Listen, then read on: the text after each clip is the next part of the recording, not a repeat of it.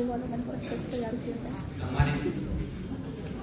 सम्मानित मंच, आदरणीय शिक्षकगण और मेरे ऊर्जावान साथियों, आज तकनीक हमारे नियंत्रण में है या नहीं, यह पक्ष आज डिजिटल युग में बहुत चर्चा में है और बहस का केंद्र है।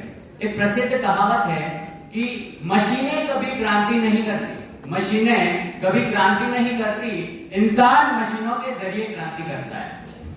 आज हर एक गली में, अखबार, न्यूज चैनल में हर जगह दिखाया जाता है, एक डर फैल रहा है कि तकनीक हमें अपना गुलाम बना रही है। तो मैं आज इस डर को चुनौती देने और इस दावे को मजबूती से रखने आया हूं कि तकनीक हमारे नियंत्रण में थी, है और हमेशा रहेगी। तकनीक गुलाम नहीं, एक औजार है। मानव सभ्यता का इतिहास गवाह है कि जब से मानव ने अपनी सुख सुविधा और अपने विकास के लिए नए नए उपकरणों का आविष्कार किया। आज पत्थर के औजारों से लेकर आर्टिफिशियल इंटेलिजेंस तक हर जगह मानव ने अपना परचम ले रहा है। वो बस उसकी बुद्धिमत्ता है, वो मानव खुद से लहराता है।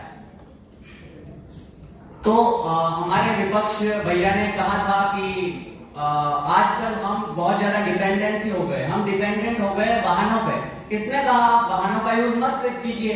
अगर आपको फिट रहना है मत कीजिए वाहनों का यूज। यहाँ दो चीजें हैं, एक तो है डिपेंडेंसी यानी उस पे रहना और एक है आवश्यकता। तो वापिस कह रहा हूँ, तकनीक हमारी आवश्यकता है, यह हमारा, हम इस पे निर्भर नहीं, हम इसके गुलाम नहीं, यह केवल हमारी आवश्यकता है। अगर आपको कहीं दूर जाना है तो लीजिए आप बैलगाड़ी और चल पड़िए उस रास्ते पर, टाइम लगेगा ना, तो उस टाइम को कम करने के लिए हमने आवश्यकता से हम इस तकनीक का इस्तेमाल कर रहे हैं। आज बहुत जगह यह तर्क दिया जाता है कि हम मोबाइल के गुलाम हो गए, हम तकनीक के आदी हो गए। लेकिन क्या सच में मोबाइल का पावर बटन आज भी हमारी उंगलियों के नीचे?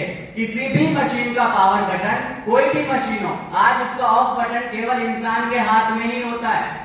और जब तक हम बात करें कि हम सोशल मीडिया के आदी हो गए, तो सोशल मीडिया को कंट्रोल करना ये सब हमारी जिम्मेदारी। आज हम चाहे तो जो इंसान बना सकता है, जो सृजन कर सकता है, वो उसे खत्म भी कर सकता है।